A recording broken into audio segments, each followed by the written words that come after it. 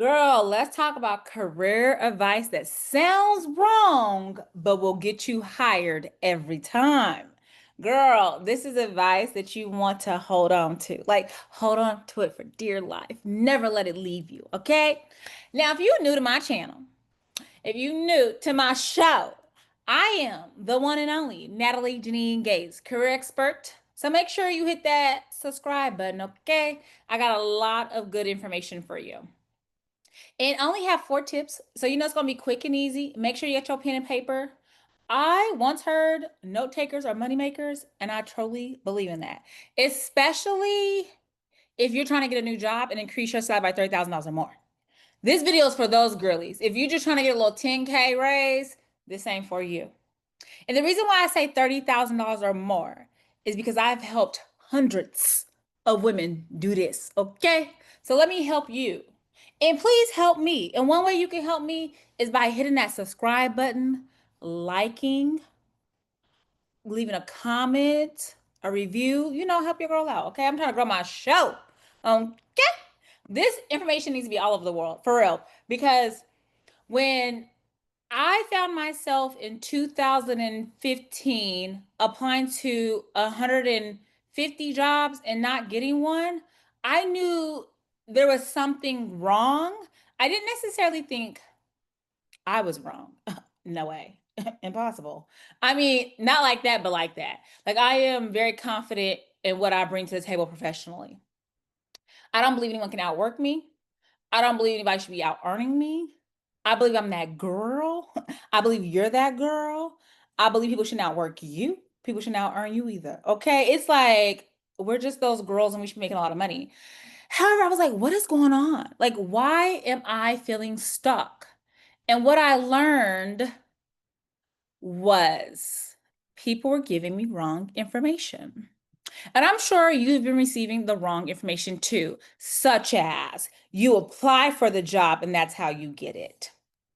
Goodbye. I applied to 150, didn't get it. And the very next job I got, I did these 4 things. And I do it each and every time. Like, these 4 things are in a relationship with me. Let's say we're married, we're glued together. Okay.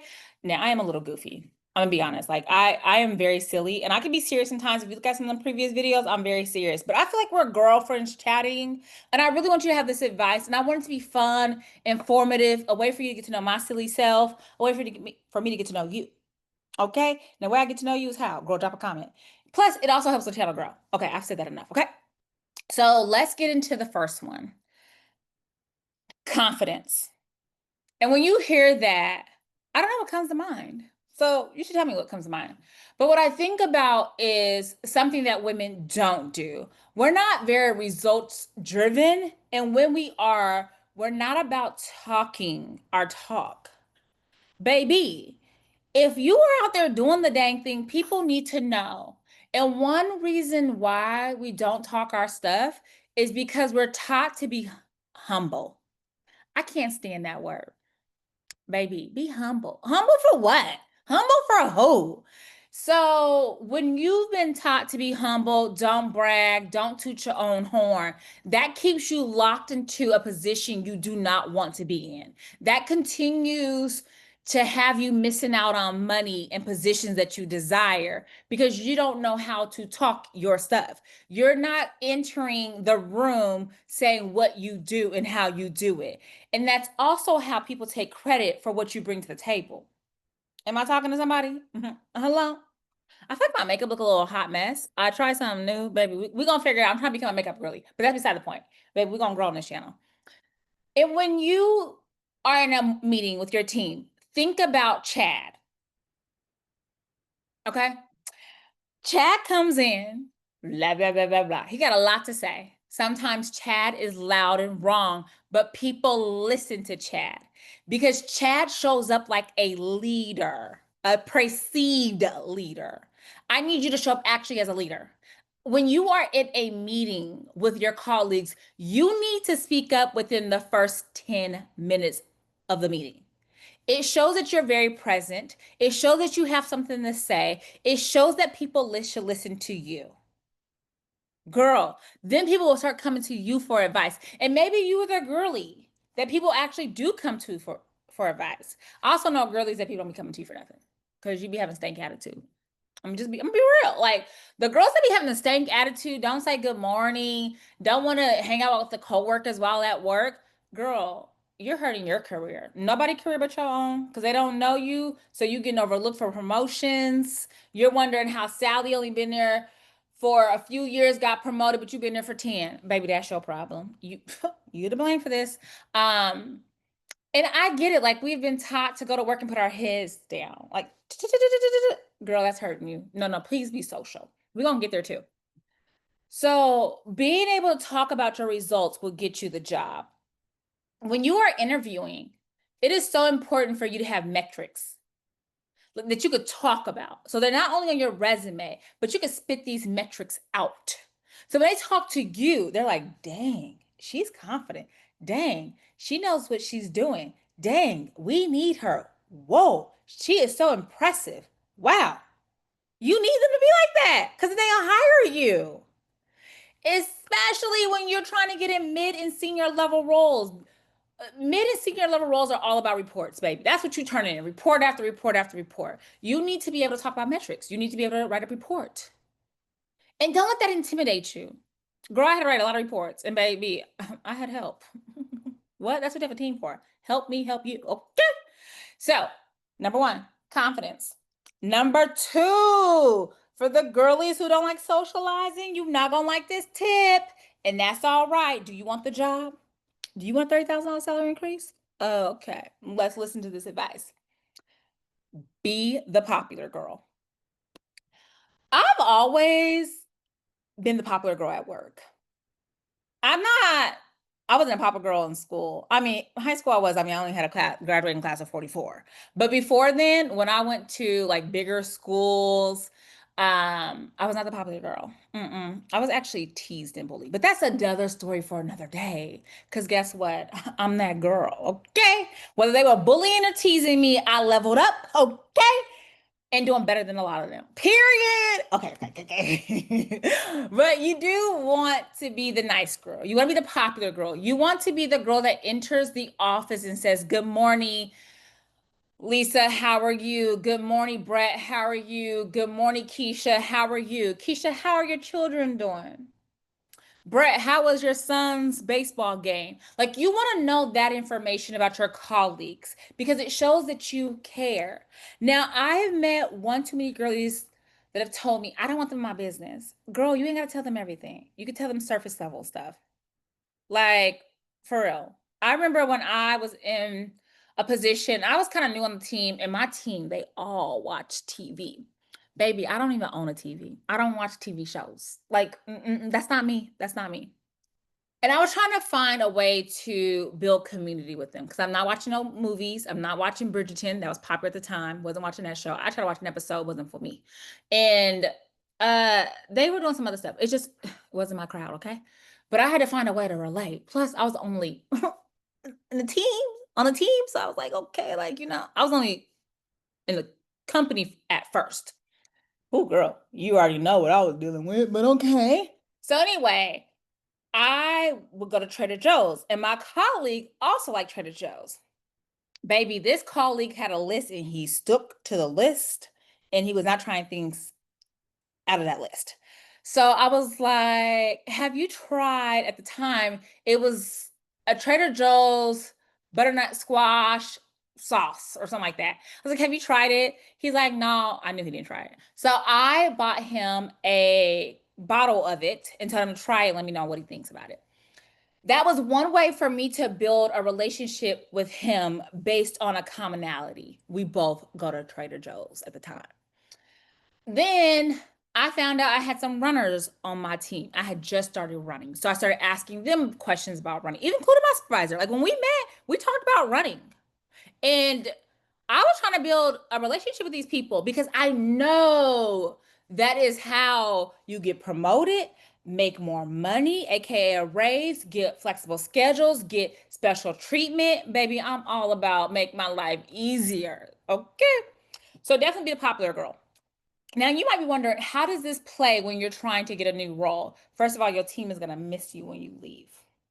They're going to be so sad that you're going, but they're going to understand because you're that girl and it's time for you to go to the next level. Two, when it's time for a reference, uh-huh.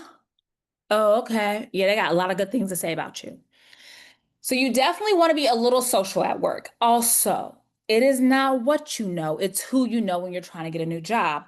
I have had colleagues make calls for me so that I can get a job.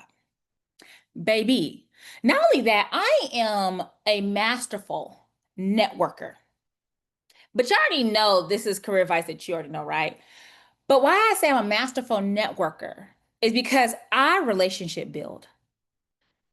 Every employer of mine, I'm trying to make sure I ain't lying to you. But yes, I talked to someone from every employer I worked with, at least one person.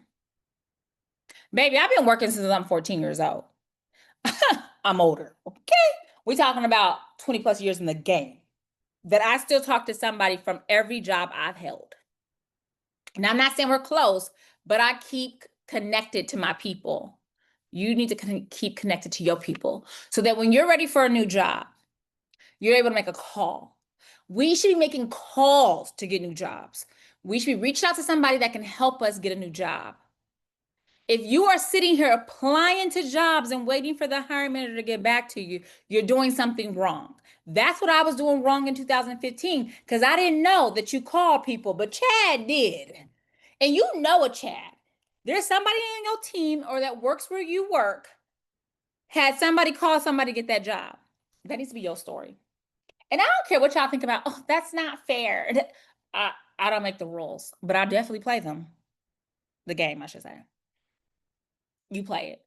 I went from applying 150 jobs, not having one, a phone call, being a popular girl. That reference came through, okay? They hired me. And let me tell you something. This works, I believe, for all industries. I'm gonna just say it works for all industries. I don't care what nobody says. Oh, we have this equity metrics. We don't take calls. I don't believe that. I don't at all. So you want to make sure that you're the popular girl. You can use that to your advantage. Now, do not be an ask hole. You are building relationships. When you are in relationships with somebody's, you scratch their back, you help them out. And I need us to understand just because you vouch for someone and give them a reference, if they mess it up, it is not a reflection of you. Baby, I got somebody a job that showed their natural tail. And I'm quick to say, hey, I think this person be a good fit. You need to interview them and see if they're a good fit for you. When they messed up, they told me, I said, well, sometimes that happens. I didn't take that personal. That ain't got nothing to do with me. So don't be afraid to help your people out. Like seriously, don't be. And don't even have that lens. Like I referred so many people to jobs. I only had one person that was like, ooh, not a good fit. And life happens. Okay, let's move on. But do not be a gatekeeper. I'm not sitting here gatekeeping from you. So why should you gatekeep from somebody else? Okay.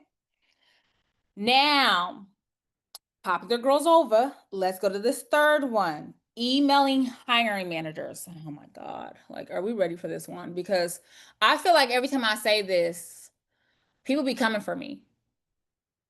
I mean, coming for me. I did message the hiring manager. They didn't get back to me. I did follow up. They didn't get back to me. It's the delivery. I don't care what I say. It's the delivery. First of all, I said email. Email. Find their work email address. Please, like, let's also use our noggins. Like, you got to do some research. Nothing is just right there for you all the time, right? Sometimes you got to do a little digging to find out who the hiring manager is and then find out what their email is. But don't sit here and say, oh, I can't find it. That's not listed. I gotta be honest, I'm so tired of people having so many damn excuses instead of trying to figure it out. Like, and then you want somebody to hire you? Okay, let me get off my little. And I think maybe I'm a little fired up because people keep coming from me, and I'm like, how is it that I have coached? I need to keep track of the money that I have helped my clients get because it's well over 300K, well over. Because I've helped somebody go from, what were they making? 50K to 150K. Baby, yes, I do that, okay? But my point is, we have to do a little digging sometimes. And don't be afraid to put the work in, okay? But you need to make sure whatever company you're applying for knows your name. Your name before you apply. I said that before twice. I know this is kind of giving four, but two. Okay? Because people do like to follow the rules. And if you've already applied and you're talking about having information on review, that doesn't look too hot for the company, okay? At all. Especially if they got an audit. Okay. People try to say they had bad practices. They're not going to meet with you. Before you do it, they're open to having a conversation with you. You haven't applied. You're trying to get information about the position.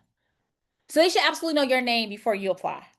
Now, let's say that you emailed them and didn't hear back. Follow up.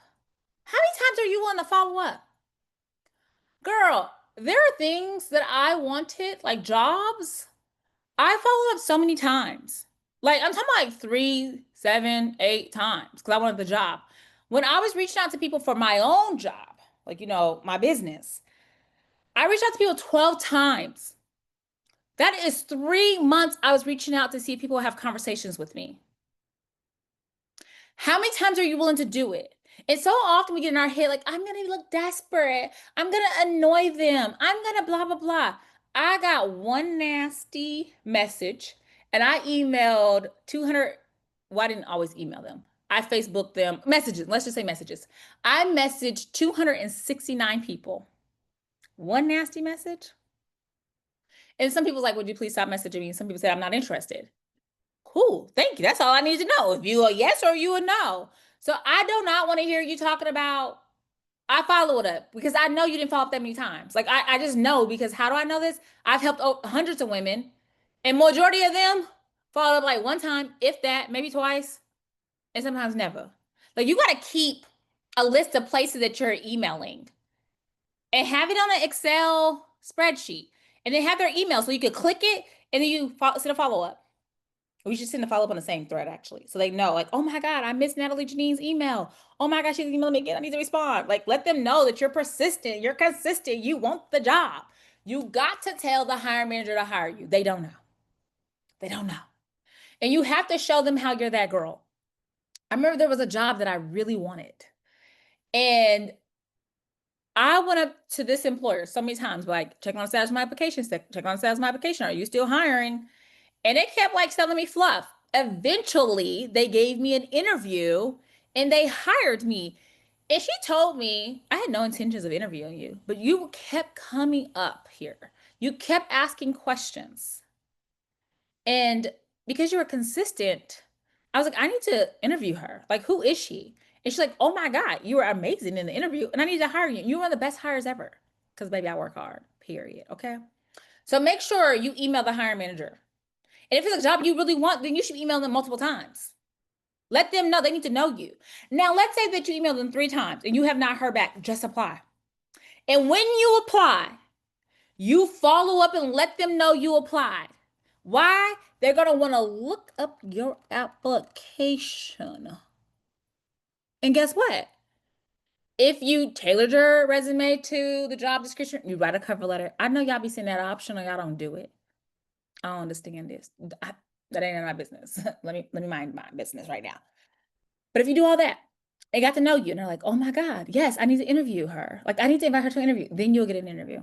I've done it that way too. Because sometimes they don't always want to meet with us. They don't have time. They don't really see the message, whatever it is. I mean, they saw the message.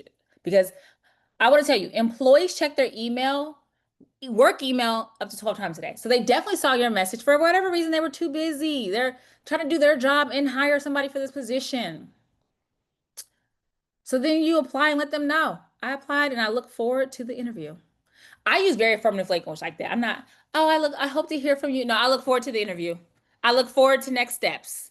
I let them know like you are going to email me back. You're going to contact me and give me an interview. because you need me on your team. Sis, you need the same attitude, okay? And then my very last one, number four. 2 plus 2 equal 4. Hey, 2 plus 2 equal 4. Hey. Manifesting slash claiming it, it's yours. We hear about this in a lot of things, in a lot of ways. But I'm going to tell you this in a way that sounds very delulu, but it's going to become Tralulu, aka your Salulu. And the reason why I say that, because we have done this so many times. Like, oh, I'm manifesting this job. I'm claiming it as mine. I'm writing my prayers down. I am scripting. I'm doing all these things to get this job, and it's still not here. I'm going to tell you a way that I absolutely manifested a job that I wasn't quite qualified for, and someone that was more qualified applied for this job. And before I get all the way into this, did you subscribe? You gave me a thumbs up. You gave a comment. Has this been helpful? Oh, it has? Okay, please help me out. Thank you. Thank you. I appreciate you so, so much. I really do. So, when you're going for a job that you truly, truly want, I need you to act like it's already yours. Let me give you ways to do that. When you get up in the morning and you are hopefully writing in your journal 3 things you're grateful for, be grateful for the job. Right? I am grateful that I have whatever the position is at whatever the employer is. Write that down every day, multiple times a day. Then when you get up and you go into your bathroom, look yourself in the mirror and say, I'm so thankful that I am now the job title's name. I'm so thankful I am now making $180,000, $230,000, $350,000, however much money you want to make, say that. When you're picking out clothes, pick out clothes for the new job. Start dressing like it's already yours. Make everything about your life this job. When you go out to dinner, you're going to order what the girl with that job would order. When you go shopping, you're going to wear what that girl would wear. You see what I'm saying? This is a different way of manifesting that I didn't know of previously. But when I was going for my big girl job that I already said I wasn't really qualified for, I made everything about me, that job. I was so excited that it had to be mine. It couldn't be nobody else's. And the tips above are the same thing I followed. Make this job yours. So what you're going to do, this is career advice that may sound wrong, and it will get you hired every time. Be confident.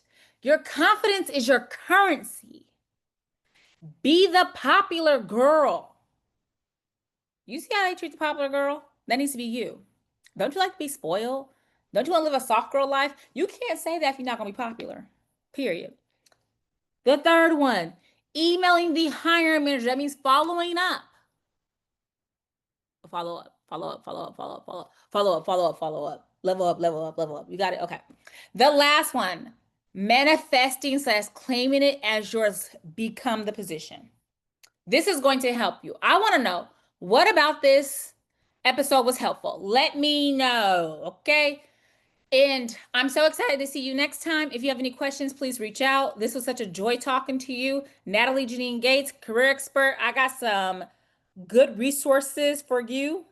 So check these resources out in the description. All right. We are team one. I'm here to help you. You're here to help me. Period. Bye, girl. Take care.